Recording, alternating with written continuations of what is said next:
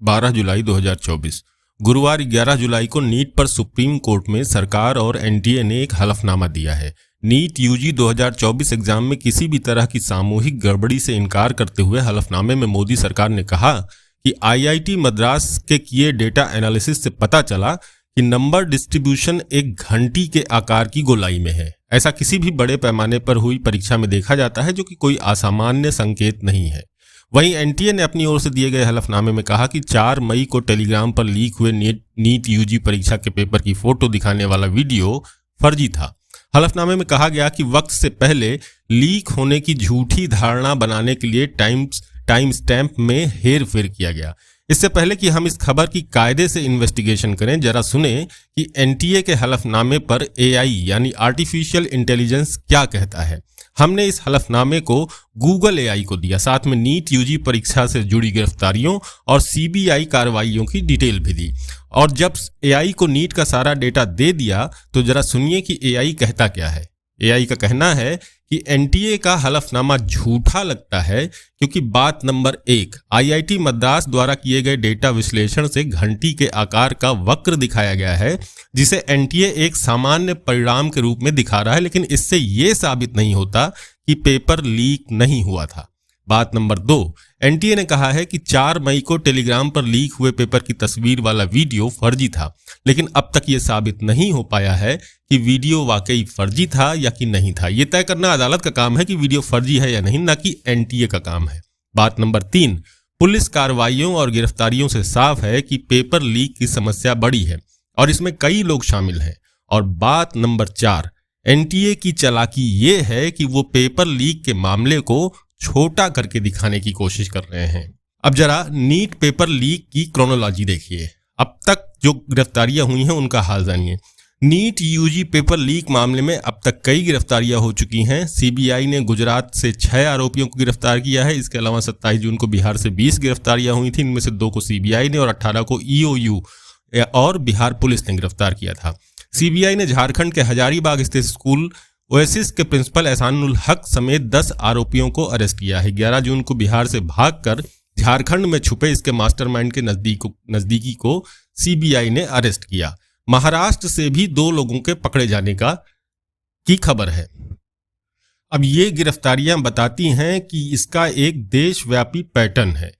NEET UG 2024 paper leak मामले में अब तक हुई गिरफ्तारियां एक देशव्यापी पैटर्न को उजागर करती हैं, जो कि बताती हैं कि ये एक ऑर्गेनाइज्ड नेशनल नेटवर्क का बड़ा षड्यंत्र है। गुजरात, बिहार, उत्तर प्रदेश, महाराष्ट्र और झारखंड जैसे राज्यों से हुई गिरफ्तारियां इस नेटवर्क की पहुंच और काम करने का तरीका साफ करती हैं।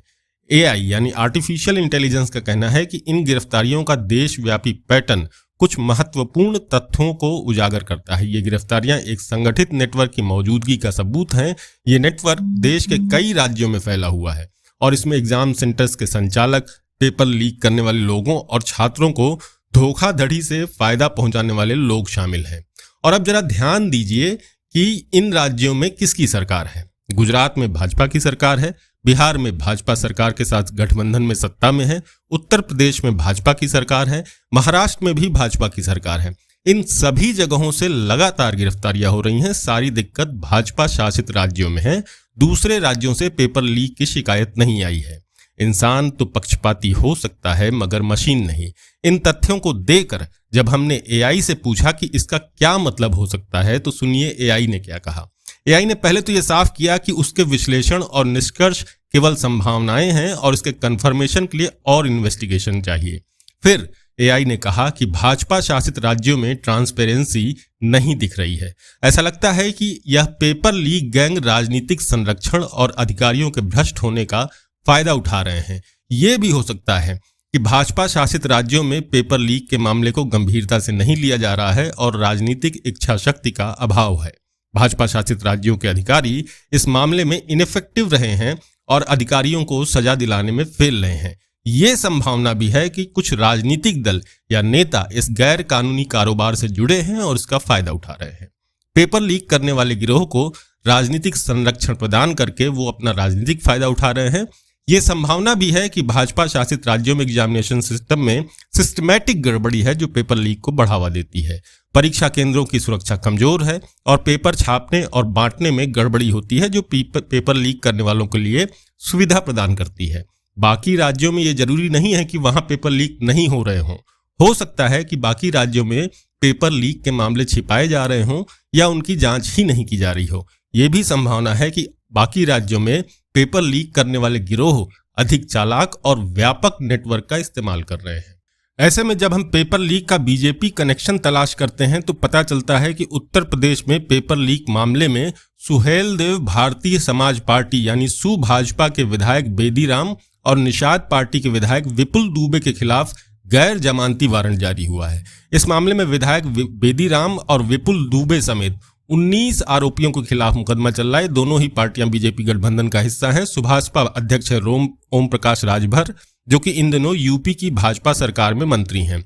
बेदीराम को राजभर का खासम खास बताया जाता है। निषाद पार्टी ने भी अपना खुला समर्थन भाजपा को दे रखा है। गुजरात की ओर देखें तो वहां भी गिरफ्तार हुए दीक्षित पटेल का बीजेपी कनेक्शन दिखाई देता है।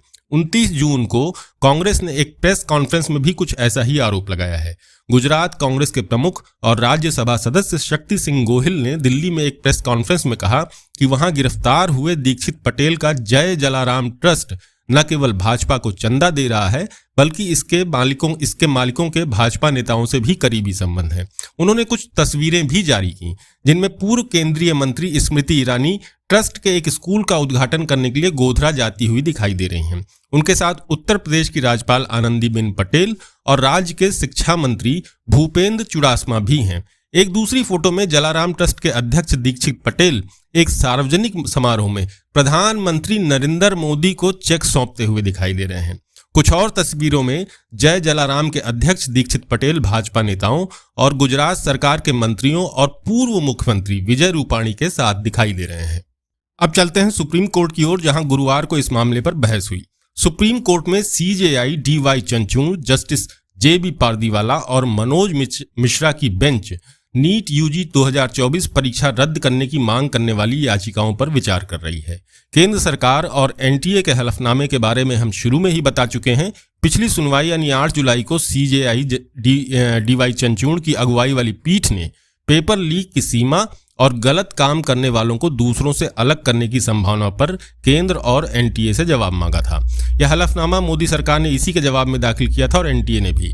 हालांकि लग रहा है कि इनमें सरकार और एनटीए ने सारे जवाब नहीं दिए हैं और कई सारी बातें अभी अधूरी ही लग रही हैं। बहरहाल गुरुवार को अदालत ने फिर से दोहराया कि अगर पूरी परीक्षा की पवित्रता प्रभावित हुई और धोखाधड़ी के फायदा लेने वालों को ईमानदार उम्मीदवारों से अलग करना नामुमकिन है तो फिर से परीक्षा जरूरी हो सकती है। अदालत ने यह भी कहा कि लगभग 24 लाख छात्रों पर पड़ने वाले प्रभाव को देखते हुए फिर से परीक्षा आखिरी विकल्प होगी। ये कहते हुए सीजेआई की बेंच ने शुरू में मामलों को अगले सोमवार यानी 15 जुलाई को लिस्ट करने का प्रस्ताव रखा, लेकिन भारत के सॉलिसिटर जनरल तुषार मेहता बिदक गए और कहने लगे कि उनको पर्सनल दिक्कत है उस दिन, बल्कि मंडे ट्यूसडे ना तो वो रहेंगे और ना ही अटॉर्नी जनरल रहेंगे। बुधवार को मुहर्रम पड़ रहा है तो अदालत ने 18 जुलाई की तारीख लगा दी। वहीं दूसरी ओर तमिलनाडु विधानसभा ने सर्वसम्मति से एक प्रस्ताव पारित कर केंद्र से नीट को खत्म करने को कहा। इस मौके पर कांग्रेस से विधानसभा प्रमुख सेल्वा पेरुंथागई ने दावा किया कि एनटीए ने 11 जून के बजाय 4 जून को चुपके से रिजल्ट जारी कर दिया। सेल्वा ने कहा कि हजारों छात्रों ने एनटीए के ग्रेस मार्क्स के खिलाफ विरोध प्रदर्शन किया।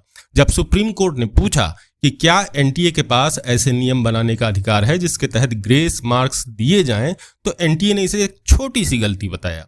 लेकिन सुप्रीम कोर्ट ने दोबारा एग्जाम कराने का आदेश दिया। जब 1563 छात्रों के लिए एग्जाम फिर से हुआ तो उसमें से 750 छात्रों ने एग्जाम ही नहीं दिया क्योंकि उनका एनईटी से भरोसा उठ गया था।